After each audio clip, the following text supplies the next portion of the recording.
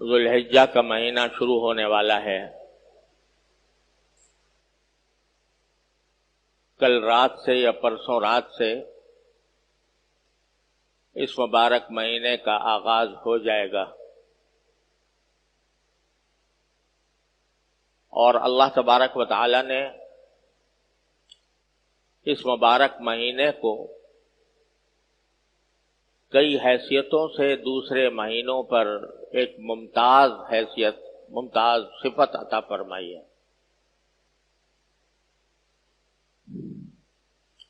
یوں تو سارے دن اور ساری راتیں اللہ تبارک و تعالی ہی کی بنائی ہوئی ہیں۔ ہر دن میں سورج نکلتا ہے، شام کو غروب ہوتا ہے، دن ہو جاتا ہے، دن رہتا ہے سارے صبح سے لے کر شام تک، پھر سورج غروب ہونے کے بعد سے رات شروع ہوتی ہے، فجر کے طلوع ہونے تک جاری رہتی ہے۔ دیکھنے میں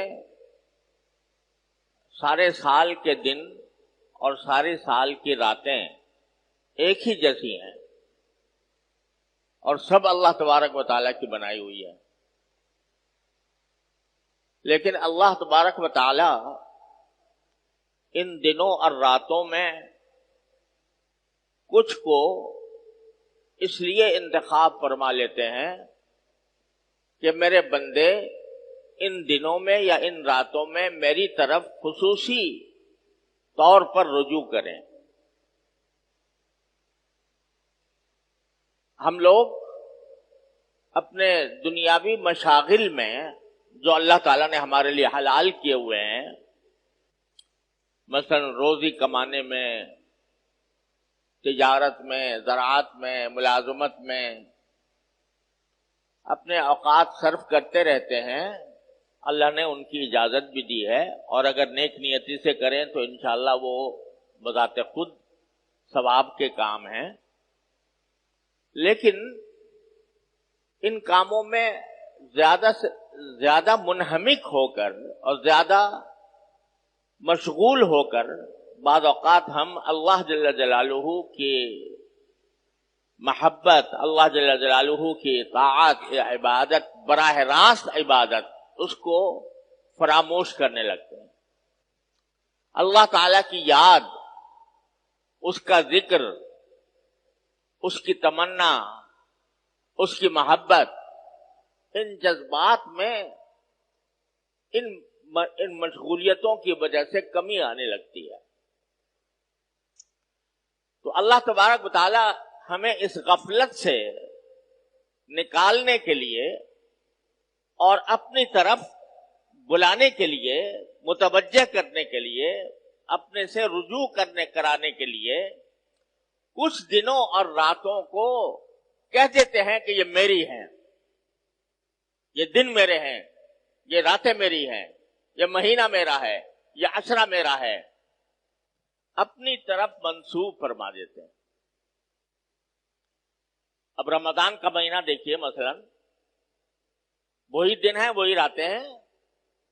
وہی سورج نکلتا ہے، وہی غروب ہوتا ہے، لیکن اللہ تبارک و تعالیٰ نے فرمایا یہ میرا مہینہ ہے۔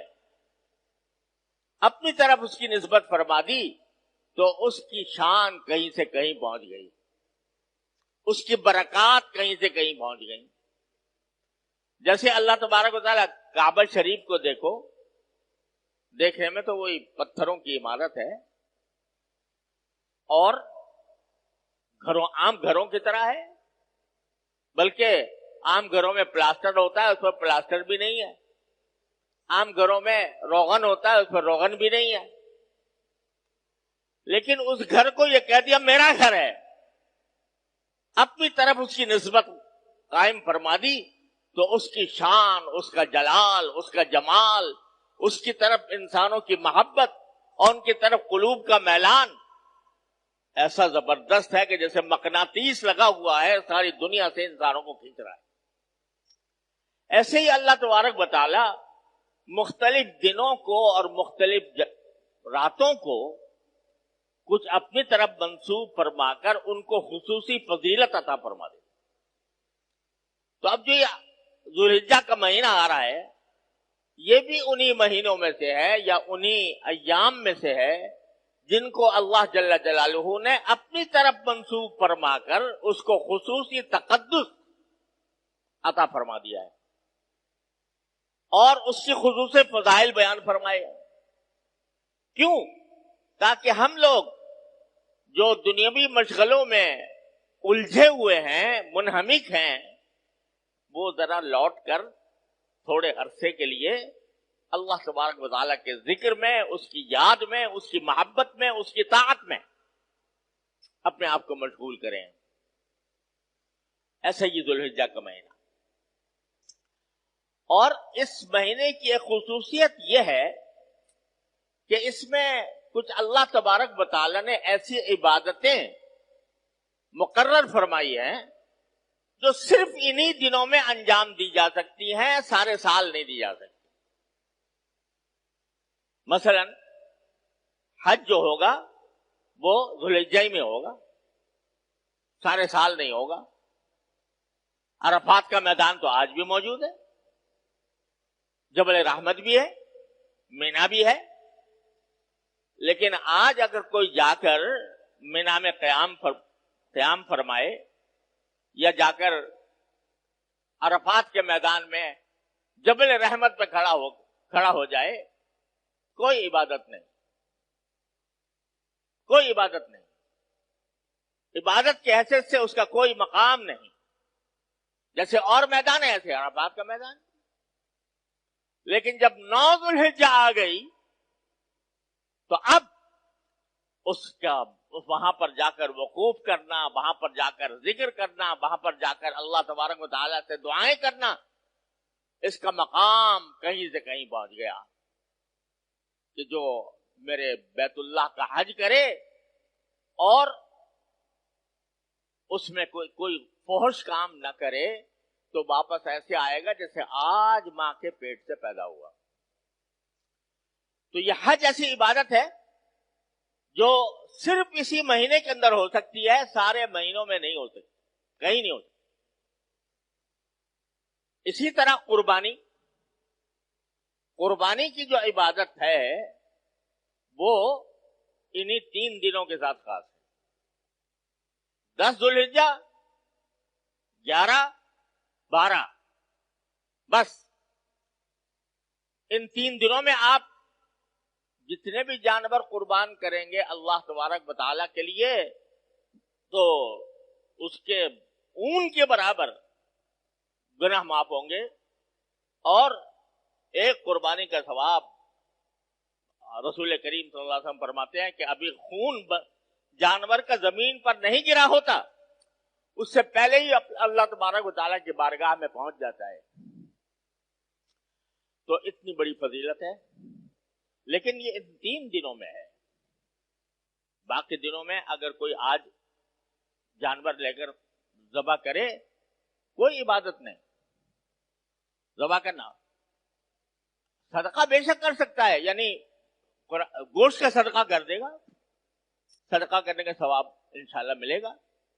وہ کسی وقت بھی ہو سکتا ہے۔ لیکن قربانی جو نام ہے گلے پر چھری پھیرنے کا، گلے پر چھری پھیر کر جانور کو ذبح کرنے کا، یہ عبادت صرف 3 دنوں کے ساتھ مخصوص ہے، 11، 12، 13، 10، 11، 12، اس کے علاوہ نہیں ہو سکتی۔ تو یہ بھی اس مہینے کی خصوصیت ہے، اور مہینوں کے اندر کبھی بھی نہیں ہو سکتی کوئی قربانی۔ اور اسی طرح اللہ تبارک و تعالی نے تکبیر تشریق مقرر فرمائی ہے، اللہ اکبر لا الہ الا اللہ واللہ اکبر وللہ الحمد۔ یہ تکبیر تشریق 9 ذوالحجہ سے فجر سے شروع ہوتی ہے اور 13 تاریخ کی عصر تک جاری رہتی ہے، ہر نماز کے بعد بلند آواز سے یہ تکبیر کہنا واجب ہے، اللہ اکبر لا الہ الا اللہ واللہ اکبر وللہ الحمد۔ لیکن یہ بھی انہی دنوں کے ساتھ مخصوص ہے، 9 تاریخ سے شروع ہوگی، 13 تاریخ کے اثر پہ ختم ہو جائے گی. آج پڑھ لو، یعنی نمازوں کے بعد بلند آواز سے آج پڑھو تو وہ کوئی اس درجے کا ثواب اس میں نہیں ہے جو 9 تاریخ سے شروع ہونے والی تکبیر کا ہے. تو یہ کچھ اللہ تبارک و تعالیٰ نے خصوصیات عطا فرمائی ہیں اس مہینے کو جو اور کسی مہینے میں نہیں.